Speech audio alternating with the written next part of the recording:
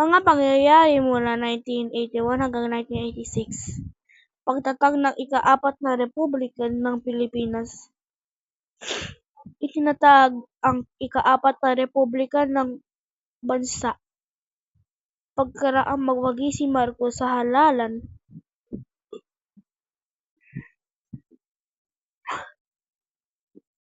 Pampanguluhan noong Hunyo 1981, dinala niya si Alejo Santos ng Nasyonalista Party at dating kalihim tanggulang pambansa at Bartolome Cabangbang ng Federal Party. Hindi nakiisa ang laban, Liberal Party at iba pang oposisyon dahil natitiyak nila na dadayain nila ni Marcos ang resulta ng halalan.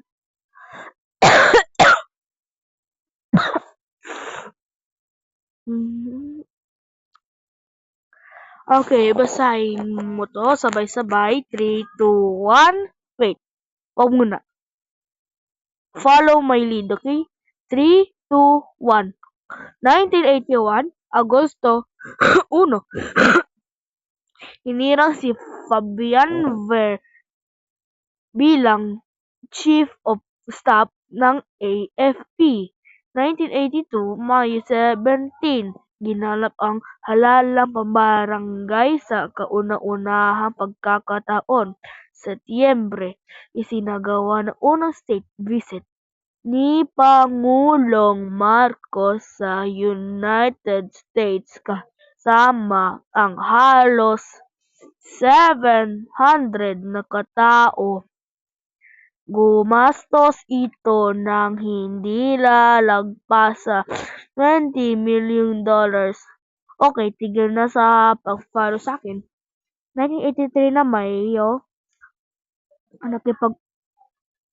nakipagpulong si Imelda Marcos kay Ninoy sa US at binalaan na huwag bumalik sa Pilipinas dahil sa mga tangkang pagpaslang sa kanya.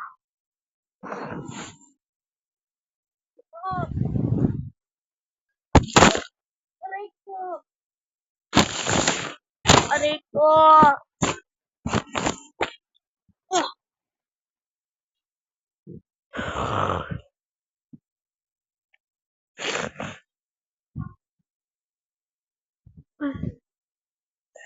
Pagpaslang kay Ninoy Aquino.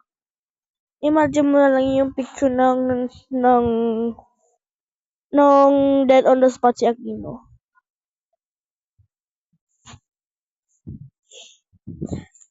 Crisis at ekonomiya sa lipunan. Nagsilbing hudyat ng kamatayan si Ninoy sa pagsiklab ng mga malawakang demonstrasyon laban sa diktatorya.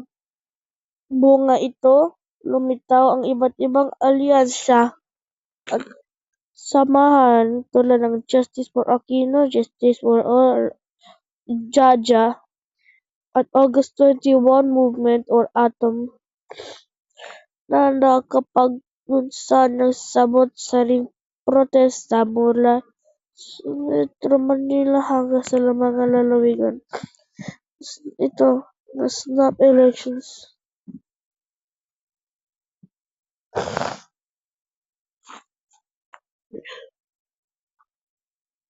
Snap election ng 1986. Puso ng iba't ibang hamon mula sa loob at labas ng bansa nang maipakita ni Pangulong Marcos na may suporta siya mula sa nakararaming Pilipino. Nagpahayag siya ng snap election o agarang election noong 1985. Layunin itong maipakita sa mundo na may malaki pa rin siyang suporta mula sa taong bayan.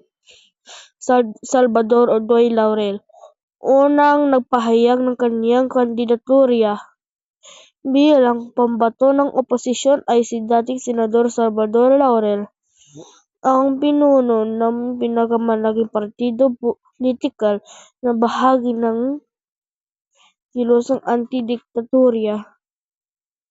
Ito ang United Nationalist Democratic Organization or UNIDO. UNIDO.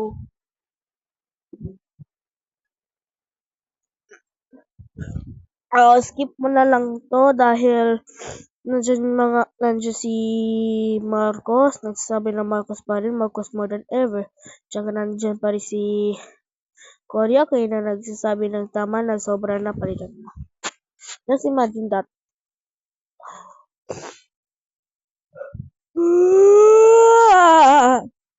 Snap election noong 1988. Ginanap ang snap election noong February 7, 1986. Kapwa umaasa ang magkalabang panig na magwawagi sa halalan. Sinasabing naganap at lantaran ang dayaan at paggamit ng dahas sa halalan, maging ang 35 computer programs na naglilingkod. Pagbibilang ng boto ay nag-work out dahil sa nagaganap na pandaraya sa bilangan. Susuma lang sa yung image ng People Power Revolution. So, that's all for martial law. Goodbye.